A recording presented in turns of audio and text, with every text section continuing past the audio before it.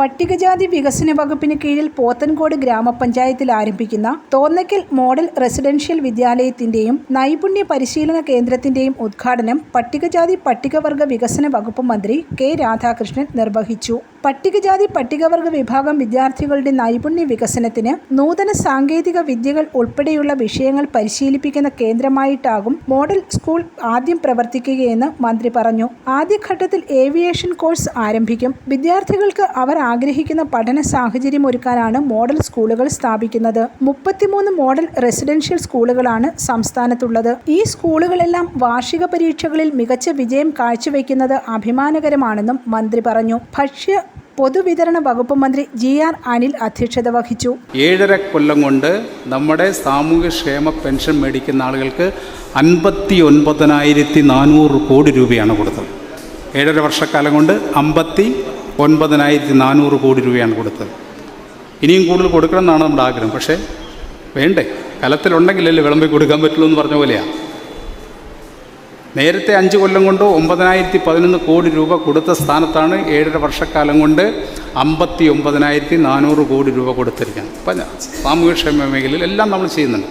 പക്ഷേ സാമ്പത്തികമായിട്ടുള്ള പ്രയാസവും പ്രതിസന്ധിയും നേരിടുന്നുണ്ട്.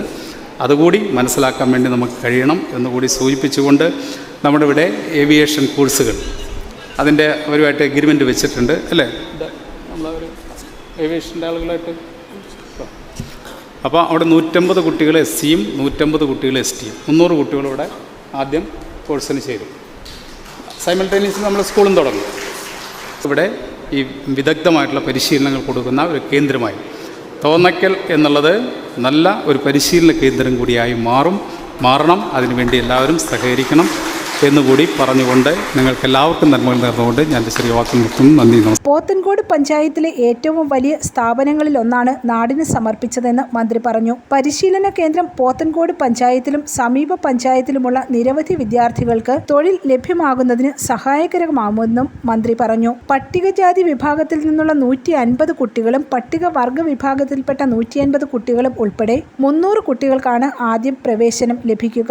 Kerala state construction corporation regional manager Jayakrishnan M report അവതരിപ്പിച്ചു. കിഫ്ബി ഫണ്ട് 16.95 കോടി രൂപ വിനിയോഗിച്ചാണ് റെസിഡൻഷ്യൽ വിദ്യാലയത്തിന്റെ കെട്ടിട സമുച്ചയം നിർമ്മിച്ചിരിക്കുന്നത്. 2 നിലകളിലായി 10 ക്ലാസ് മുറികൾ, കോൺഫറൻസ് ഹാൾ ഉൾപ്പെട്ട അക്കാദമിക് അഡ്മിനിസ്ട്രേറ്റീവ് ബ്ലോക്ക്, 3 നിലകളിലായി 210 വിദ്യാർത്ഥികളെ പാർപ്പിക്കാൻ കഴിയുന്ന hostel, kitchen block, recreation room, library, staff ക്വാർട്ടേഴ്സുകൾ എന്നിവ അടങ്ങിയതാണ് കെട്ടിട സമുച്ചയം. ചടങ്ങിൽ V Sasi MLA, Pothencode block panchayat president K Venugopalan Nair, Pothencode ഗ്രാമപഞ്ചായത്ത് പ്രസിഡന്റ് TR അനിൽ, പട്ടികജാതി പിന്നാക്ക വിഭാഗ വികസന വകുപ്പ് ഡയറക്ടർ K ഗോപാലകൃഷ്ണൻ തുടങ്ങിയവർ പങ്കെടുത്തു. News bureau, Thiruvananthapuram.